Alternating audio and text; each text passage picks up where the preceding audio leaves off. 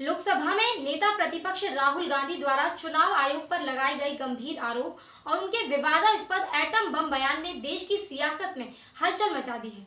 राहुल गांधी ने दावा किया है कि उनके पास ऐसे ठोस सबूत हैं जिससे ये साबित होता है कि चुनाव आयोग सत्तारूढ़ भारतीय जनता पार्टी के साथ मिलकर वोट चोरी में शामिल है। राहुल गांधी ने संसद में कहा, हमने इस विषय में खुद जांच कराई है। जो तथ्य सामने आए हैं वह किसी एटम बम से कम नहीं है। जब यह फटेगा तो पूरा देश हिल जाएगा और चुनाव आयोग कहीं नजर नहीं आएगा।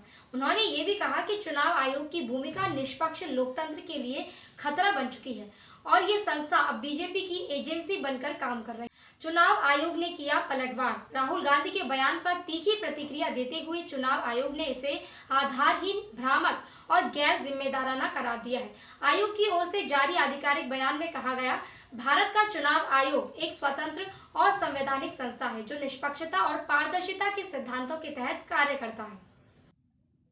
किसी भी राजनीतिक दल या नेता द्वारा इस प्रकार के बयान न केवल संस्था की साख पर आघात करते हैं बल्कि लोकतांत्रिक व्यवस्था को भी कमजोर करते हैं। आयोग ने सभी अधिकारियों और मतदाताओं से अपील की कि वे ऐसे बयानों से प्रभावित न हों और लोकतंत्र की मर्यादा बनाए रखें। राजनीतिक गलियारों में गर्मागर्म बहस। राहुल गांधी के इस बयान के बाद विपक्षी दलों में उत्साह है, जबकि सत्तारूढ़ बीजेपी ने इसे लोकतंत्र को बदनाम करने की साजिश बताया है। केंद्रीय मंत्री स्मृति ईरानी ने कहा, राहुल गांधी हर चुनाव के बाद ईवीएम, चुनाव आयोग या सेना पर सवाल उठाकर देश को अपमानित करते हैं। ये बयान देश के संविधान और संस्थाओं का अपमान है। वहीं आम आदमी पार्टी और तृणमूल कांग्रेस जैसे कुछ विपक्षी दलों ने राहुल गांधी के बयान को गंभीर बताते हुए इसकी उच्च स्तरीय जांच की मांग की है। लोकतंत्र पर प्रश्न या सच्चाई की खोज।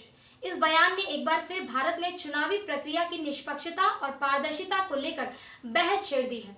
क्या राहुल गांधी सचमुच किसी बड़े खुलासे की तैयारी कर रहे हैं या ये केवल राजनीतिक दबाव बनाने की एक रणनीति है? ये आने वाला समय ही बताएगा।